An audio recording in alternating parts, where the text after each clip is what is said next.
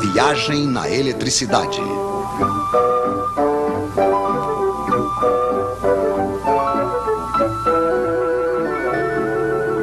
Os Três Mosqueteiros. Agora sabemos o que é a eletricidade. Entre dois fios, liga-se um gerador. Dentro de um dos fios, temos elétrons demais. Dentro do outro, falta. No outro lado dos fios, os elétrons passam através de um receptor, desprendendo energia. Isso faz uma corrente de elétrons. É muito simples. Infelizmente, na prática, não vemos os elétrons. E se vocês quiserem se situar nos circuitos elétricos, precisam de um pouco mais de informação, é claro. Esses senhores vão nos ajudar. O gerador cria entre os dois fios uma diferença de potencial ou tensão. Isso é medido em volts. Obrigado, Sr. Volta. O gerador pode ser uma pilha, uma bateria de carro ou simplesmente uma tomada. O receptor pode ser uma lâmpada, um ferro de passar, um radiador elétrico, enfim, uma quantidade de aparelhos mais ou menos potentes. A potência se mede em watts, em quilowatts. Obrigado, Sr. Watts.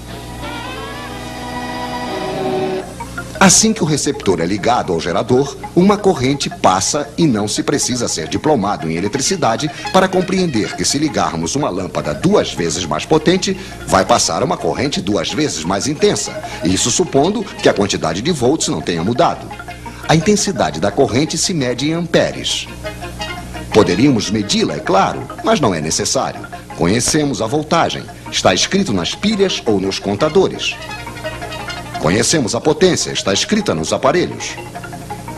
Basta fazer uma pequena divisão. Intensidade em amperes igual a potência em watts dividido pela tensão em volts. Por exemplo, quanto passa de amperes dentro de um radiador de 1500 watts ligado em uma voltagem de 220 volts? Pois é, passará 1500 dividido por 220, que é igual a 6,8 amperes, se não tivermos errado, é claro. Mas acho que os senhores nos prepararam um pequeno exercício. Em uma mesma tomada, eles vão ligar 3 lâmpadas de 100 watts, um radiador de 1500 watts, uma torradeira de 760 watts e um forno elétrico de 3000 watts. Problema: calculem a intensidade da corrente que vai passar na tomada. Bem, é muito simples. 100 mais 100 mais 100 mais 760 mais 1500 mais 3000. Potência total, 5560 watts. Dividido pela tensão 220, igual, senhores, igual a 25 amperes.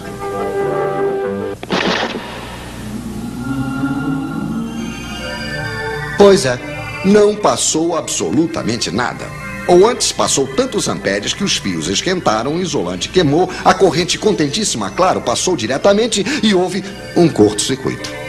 Os nossos senhores não conhecem o disjuntor. O nosso radiador esquenta por quê? Porque no interior, a corrente passa em um fio que tem uma certa resistência. Para a resistência dos receptores, precisamos de um quarto mosqueteiro, o Ohm, que se escreve ômega. Obrigado, Sr. Ohm.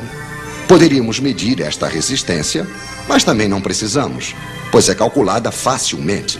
Resistência em ohms igual a tensão em volts dividido pela intensidade em amperes.